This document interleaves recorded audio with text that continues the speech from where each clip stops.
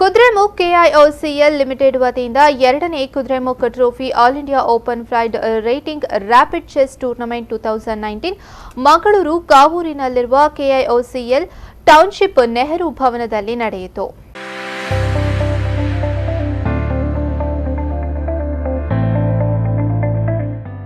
ಕಾರ್ಯಕ್ರಮವನ್ನು new Mangalore port ಟ್ರಸ್ಟ್ನ chairman Venkataramana Akkaraju ಅವರು ದೀಪ ಬೆಳಗಿಸುವ ಮೂಲಕ ಉದ್ಘಾಟಿಸಿದರು.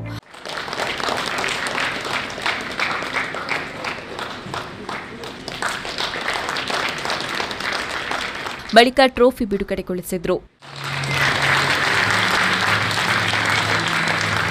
ನಂತರ ವೆಂಕಟರಮಣ ಅಕ್ಕರಾಜು ಹಾಗೂ ಕೆಐಒಸಿಎಲ್ನ ಚೇರ್ಮನ್ ಎಂವಿ ಸುಬ್ಬರಾವ್ ಅವರು ಚೆಸ್ ಆಡುವ ಮೂಲಕ ಚೆಸ್ ಟೂರ್ನಮೆಂಟ್ಗೆ ಚಾಲನೆಯನ್ನ ನೀಡಿದರು.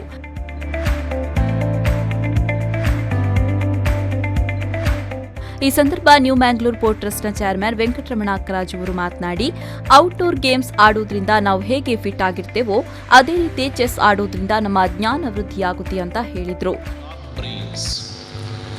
Just like you need outdoor games to keep yourself fit, you need this type of mental games, the games which you should play through your brain power, to sharpen your ideas, to sharpen your thought process.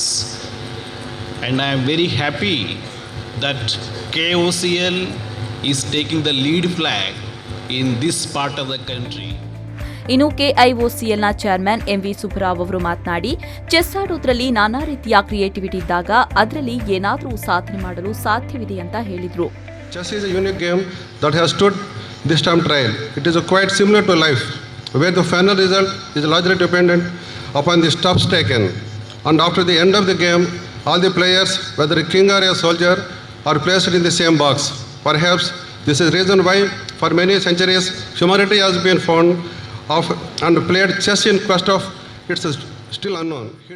ಈ ಸಂದರ್ಭ production and ಪ್ರಾಜೆಕ್ಟ್ಸ್ನ director N Vidyananda, senior manager Murugesh, finance director TS Swaminathan, general manager S Rajendra, Roque D'Souza, international arbiter Vasanth BH ಮತ್ತಿತರರು ಉಪಸ್ಥಿತರಿದ್ದರು.